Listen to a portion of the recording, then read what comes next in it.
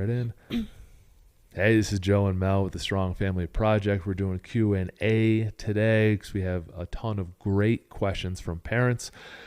And this is one that's come in on a few different times. So I'm going to answer it for Kylie. There's two questions from this person. How to deal with a child not listening to me. How to deal with children making decisions I don't agree with but aren't objectively bad. That is a very well thought out. You have good intuition with that second question. We were just chatting about it in a previous Q&A. So I'll talk on that one first. So it really depends on if it is against your values or not, your core values. So establish what your family stands for. And yes, they can believe in other values, but if it's in conflict, it's not objectively bad. Like one of our family core values is be genuine. And then one of our children starts acting like one of their friends, like mimicking everything. That would be against our core values, but it's not objectively bad. And we'd bring it back to the values, say, hey, this is what we believe in. Are you doing these things because you enjoy them, or are you having some imposter syndrome and you're trying to act in a different way? And so that would be a discussion like that. But also we were talking about, hey, there's different like varieties of good. Usually if they are close to being on the right path, you let that go because it helps build their confidence, and it undermines their confidence if they're constantly getting micromanaged to walk on a very fine line. As parents, we have guardrails up on both sides of the road so they don't drive off the edge, but they can ping around in between those guardrails. So if it's a confidence building situation, you're going to let a lot of things go, and you're going to pick your battles, is the old saying. Pick your battles when they are really off track.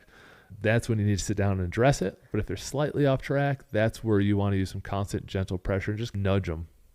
And as far as the listening part of your question, this really stems, I think, from the family culture. Has there been trust developed between yourself and your child?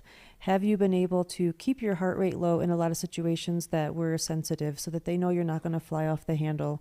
They're much more willing to listen to you when you've created that level of trust with them. And also we do an evening debrief where we let our kids discuss a lot of times sensitive topics will come up at the end of the day. And I think if we didn't create that specific special time to talk and connect, it would be much more difficult for them to want to listen to me ever.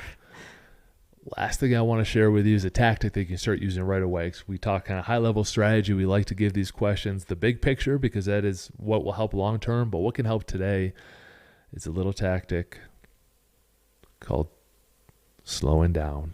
I was wondering where you were going. I was going slower, Mel. Okay. And quieter. Because when people don't listen, they think they're going to yell, and like now they're starting to shut you out. But when you actually give them a pattern interrupt, it's called, where you sit down, say, okay, here's what I want you to focus on and do. I'm going to tell you something, and I want you to repeat back so I know that you heard me. That's a much different level of communication than, you're not listening to me, what did I say?